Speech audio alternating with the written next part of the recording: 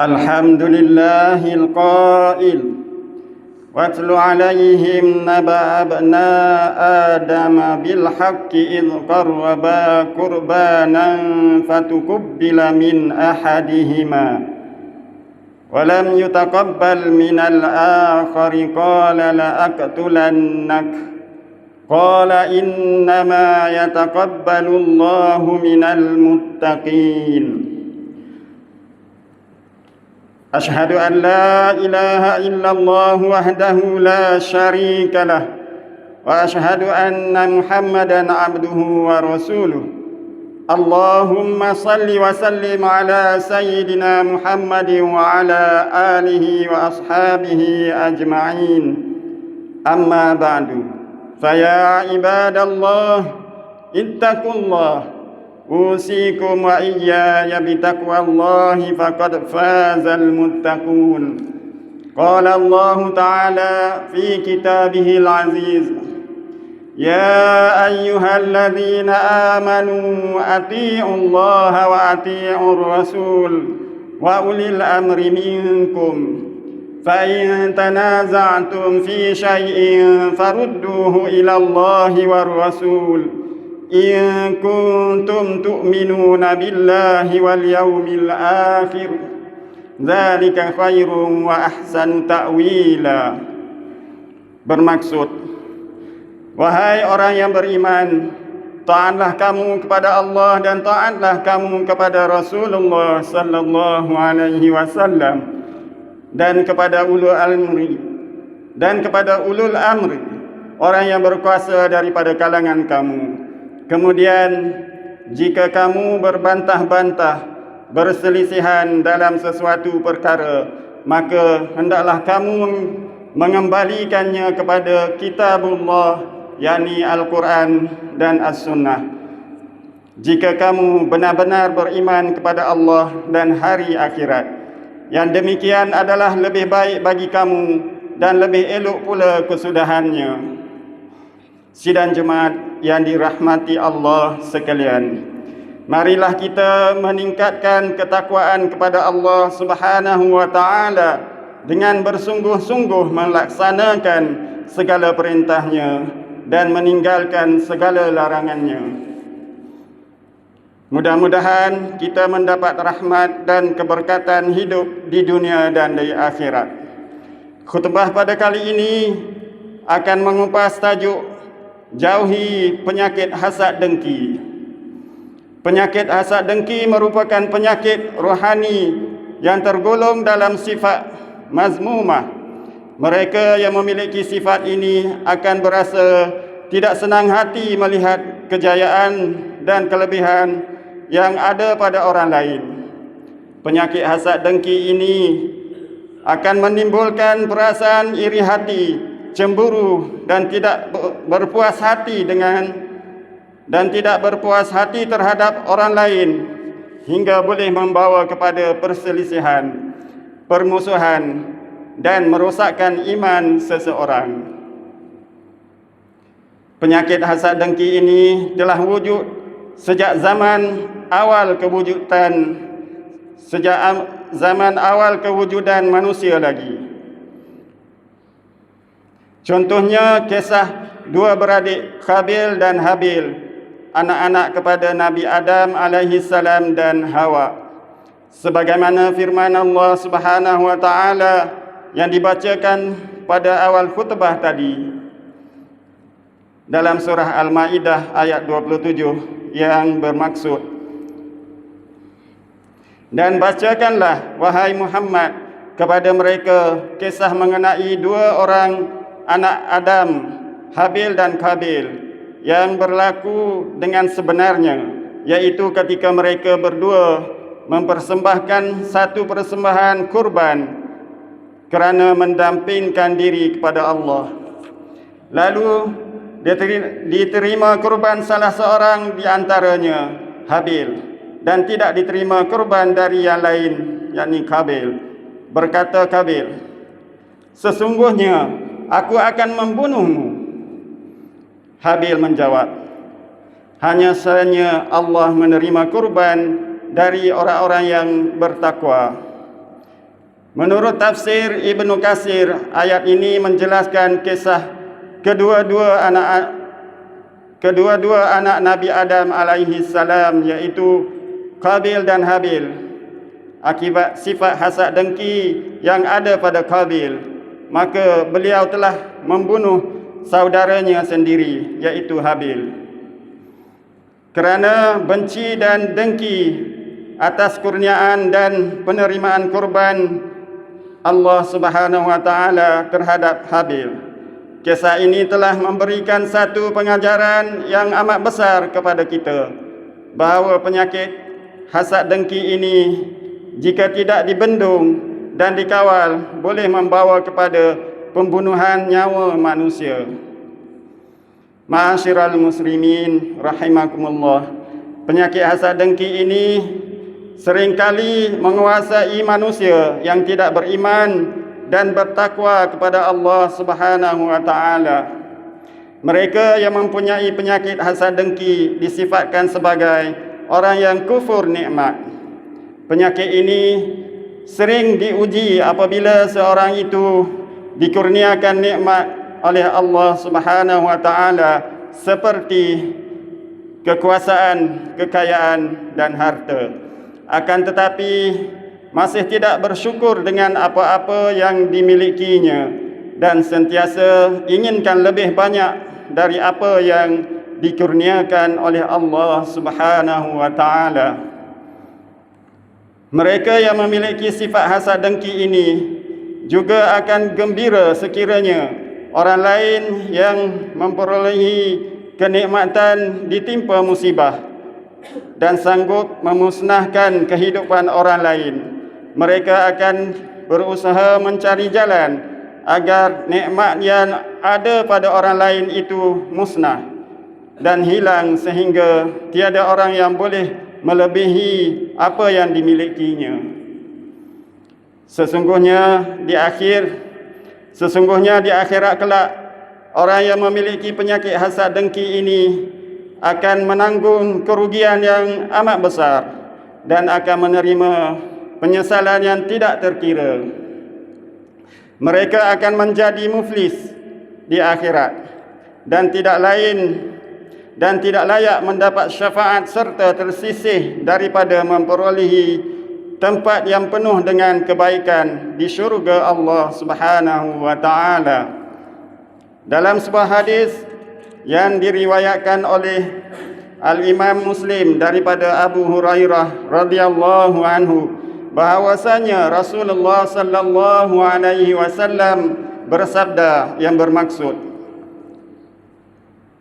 "Tahukah anda siapa sebenarnya muflis?" Sahabat-sahabat menjawab, "Muflis sepanjang pengetahuan kami ialah orang yang tidak mempunyai wang dan harta." Nabi sallallahu alaihi wasallam bersabda, "Bukan muflis harta aku maksudkan, tetapi muflis pahala pada hari kiamat. Sebahagian umatku pada hari itu datang membawa amalan-amalan solat, puasa dan zakat.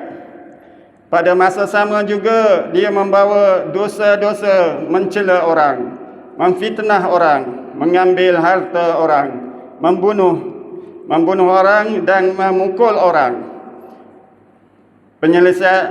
Penyelesaian pada hari itu adalah dengan mengambil amal kebajikan lalu diberikan kepada orang yang dizaliminya. Andainya amal kebajikan yang dibawanya belum cukup, akan diambil dosa-dosa mangsa yang dizaliminya, lalu dibebankan di atas kepalanya, kemudian dicampak ke dalam neraka." Sidang jemaat yang dirahmati Allah sekalian, oleh hal yang demikian itu, sebagai seorang Muslim kita perlu elakkan sifat hasad dengki ini, kerana Islam melarang keras perbuatan menzalimi atau menganiayai manusia. Kita hendaklah sentiasa menutup aib dan keburukan orang lain. Kita perlu sentiasa menanamkan di dalam jiwa kita perasaan saling mengasihi menghargai dan menghormati antara satu sama lain. Sebagaimana hadis yang diriwayatkan oleh Al-Imam Muslim dari Abu Hurairah radhiyallahu anhu, bahwasanya Rasulullah sallallahu alaihi wasallam bersabda yang bermaksud, janganlah kalian saling dengki, menipu, marah dan memutuskan hubungan, dan janganlah kalian menjual sesuatu yang telah dijual kepada orang lain. Jadilah kalian hamba Allah yang bersaudara. Seorang Muslim adalah saudara bagi Muslim yang lainnya. Dia tidak menzalimi, mengabaikannya, tidak mendustakannya, dan tidak menghinanya. Takwa itu di sini, seraya menunjuk di dadanya sebanyak 3 kali. Cukuplah seorang Muslim dikatakan buruk jika dia menghina saudaranya yang Muslim. Sesiapa Muslim atas Muslim yang lain, haram darahnya, hartanya dan kehormatannya. Selain itu, kita juga hendaklah sentiasa membersihkan hati dengan memperbanyakkan istighfar, memohon keampunan dan bersyukur dengan apa-apa yang dikurniakan oleh Allah Subhanahu wa taala. Biasakan diri dengan solat taubat dan selalu berdoa memohon kepada Allah Subhanahu wa taala agar dijauhkan daripada sifat hasad ini. Sidang Jumaat yang dirahmati Allah sekalian, justru itu buat mengakhiri khutbah pada hari ini, mimbar ingin berpesan kepada jemaah sekalian bahawa sesungguhnya orang yang mempunyai hati yang bersih akan terselah kebaikan akhlaknya dan akan disenangi orang sekelilingnya. Pada masa yang sama, Allah Subhanahu wa taala akan redha ke atasnya. Sebaliknya, orang yang mempunyai sifat hasad dengki akan mempunyai hati yang keras, kotor dan hati yang paling jauh daripada Allah Subhanahu wa taala. Mereka yang memiliki hati seperti ini akan sentiasa bermasalah, sakit dan tidak akan memberi kebaikan kepada dirinya dan orang di sekelilingnya. Mereka juga tidak akan dapat menerima petunjuk dan kebenaran serta tidak akan memperolehi hidayah daripada Allah Subhanahu wa taala. Marilah kita memohon kepada Allah Subhanahu wa taala agar dijauhkan sifat ini daripada jiwa kita, dan semoga kita juga dihindari dari hasad dengki manusia. Firman Allah Subhanahu wa taala dalam surah Al-Falaq ayat 1 hingga 5. Bismillahirrahmanirrahim. Qul a'udzu birabbil falaq min syarri ma khalaq wa min syarri ghasikin idza waqab wa min syarri naffasati fil 'uqad wa min syarri hasidin idza hasad. Bermaksud, katakanlah wahai Muhammad, aku berlindung kepada Allah, Tuhan yang menciptakan sekalian makhluk, dari bencana makhluk-makhluk yang Dia ciptakan, dan dari bahaya gelap apabila ia masuk, dan dari kejahatan makhluk-makhluk yang menghembus-hembus pada simpulan-simpulan dan ikatan-ikatan, dan dari kejahatan orang yang dengki apabila dia melakukan kedengkiannya. Barakallahu li wa lakum bil Qur'anil azim wa nafa'ani wa iyyakum bima fihi minal ayati wadh-dhikril hakim wa taqabbala minni wa minkum tilawatah innahu huwas samiul alim. Aqulu qawli hadha wa astaghfirullahal azim li wa lakum wa lisairil muslimina wal muslimat wal mu'minina wal mu'minat fastaghfiruh faya fawzal mustaghfirin wa ya najatat taibin. Alhamdulillahi hamdan katsiran kama amar. Ashhadu an la ilaha illallah wahdahu la syarika lah, iqraran bi rububiyyatihi wa irghaman liman jahada bihi wa kafar. Wa ashhadu anna sayyidana Muhammadan sayyidul bashar. Sallallahu wa sallam ala sayyidina Muhammadin wa ala alihi wa sahbihi mattasalat ainun binazar wa udhunun bi khabar. Amma ba'du, faya ibadallah ittaqullaha fima amar wa antahu amma nahakum anhu wa zajar. Wahai hamba Allah, ingatlah bahawa dunia ini adalah tempat tumpangan untuk sementara. Akhirat jualah sebenar-benar tempat yang kekal untuk selama-lamanya. Oleh itu, marilah kita bertakwa kepada Allah untuk mendapatkan kebahagiaan serta menyelamatkan diri daripada siksaan api neraka. Allah berfirman dalam surah Al-Ahzab ayat 56. Inna Allaha wa malaikatahu yusalluna 'alan nabi. Ya ayyuhalladzina amanu sallu 'alaihi wa sallimu taslima.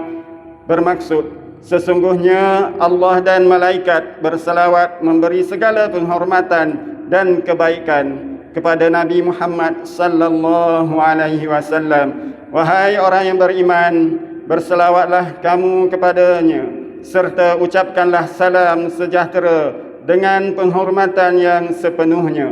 Allahumma salli wa sallim ala sayyidina Muhammad wa ala ali sayyidina wa maulana Muhammad. Marilah kita bermohon kepada Allah Subhanahu wa taala, semoga Allah meredai khalifah-khalifah Rasulullah sallallahu alaihi wasallam, yaitu Sayyiduna Abu Bakr Siddiq radhiyallahu anhu, Sayyiduna Umar bin Al-Khattab radhiyallahu anhu, Sayyiduna Utsman bin Affan radhiyallahu anhu, dan Sayyiduna Ali bin Abi Talib radhiyallahu anhu, dan sahabat-sahabat baginda yang sama-sama berjuang menegakkan agama Allah yang maha suci ini radhiyallahu anhum.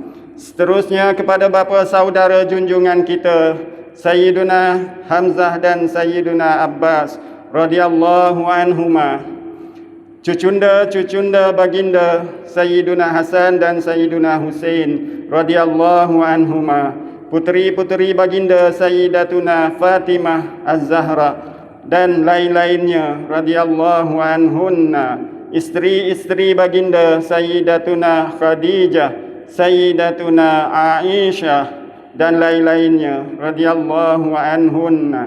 Kepada sekalian keluarga, sahabat-sahabat, pengikut-pengikut sahabat radhiyallahu anhum dan yang menuruti mereka itu dari semasa ke semasa hingga hari kiamat. Allahumma ghafir lil muslimina wal muslimat wal mu'minina wal mu'minat al ahya'i minhum wal amwat. Ya Allah, ampunkanlah sekalian kaum muslimin dan muslimat, mukminin dan mukminat, sama ada yang masih hidup ataupun yang telah meninggal dunia. Ya Allah, pelihara, lindungi, jauhi dan selamatkanlah apalah kiranya diri kami ini, zuriat keturunan kami, keluarga kami dan umat Islam keseluruhannya daripada apa jua bala dan bencana, wabak dan penyakit, segala mara bahaya, kesusahan dan keburukan. Ya Allah, kurniakanlah kemuliaan dan kesejahteraan kepada mereka yang berjihad dan menafkahkan hartanya ke jalan-Mu seperti pembayar-pembayar zakat, pewakaf-pewakaf dan seumpamanya. Ya Allah, peliharakanlah akidah kami yang berlandaskan akidah ahli sunnah wal jamaah, aliran al-asyairah dan al-maturidiyah. Ya Allah, kurniakanlah taufik dan hidayah, kekuatan, kesejahteraan dan pertolongan kepada ketua-ketua negara Islam dan raja-raja, khasnya kepada Abdakal Haris Lishari Antik Al-Sultan Ibrahim ibni Almarhum Al-Sultan Iskandar, Sultan yang dipertuan bagi negeri dan jajahan Takluk Johor Darul Ta'zim. Kepada Raja Zaris Sufia binti almarhum Sultan Idris Shah Permaisuri Johor, Tengku Ismail ibni Sultan Ibrahim, Tengku Mahkota Johor, dan Cik Puan Khalidah binti Bustamam, putera-putera dan putrinya, kerabat-kerabat diraja dan rakyat sekalian. Allahumma a'izzal Islam wal muslimin wa khzulil kafarata wa mubtadi'i as-sayyi'atil musyrikin wa kullaman huwa aduwwun lid-din. Allahumma farrij humumal muslimin wa qadid dayna 'anil madinin wahsin khalasal masjunin waj'al hadzal balada amina mutma'innan rakhiyyan wa sa'ira biladil muslimin amin ya rabbal alamin. Allahumma aktub bis salamah wal afiyata lana wa li abidikal hujjaji wal ghuzzati wal musafirin fi barrika wa barrika wa jawika min ummati Muhammadin ajma'in. Allahumma adkhilna wa dhurriyyatina wa usulana wa furu'ana al-jannata ma'al abrar ya azizu ya ghaffar ya rabbal alamin. Rabbana hab lana min azwajina wa dhurriyyatina qurrata a'yunin waj'alna lil muttaqina imama. Rabbana ighfir lana wa li ikhwanina alladhina sabaquna bil iman wa la taj'al fi qulubina ghillan lil ladzina amanu. Rabbana innaka ra'ufur rahim. Rabbana atina fid dunya hasanah wa fil akhirati hasanatan wa qina adzaban nar. Walhamdulillahi rabbil alamin. Ibadallah, Inna Allah ya'muru bil adli wal ihsan wa ita'i dzil qurba wa yanha 'anil fahsya'i wal munkari wal baghi ya'idzukum la'allakum tadhakkarun. Fadhkurullahal 'azim yadhkurkum washkuruhu 'ala ni'amihi yazidkum wa ladhikrullahi akbar wallahu ya'lamu ma tasna'un. Hakimus.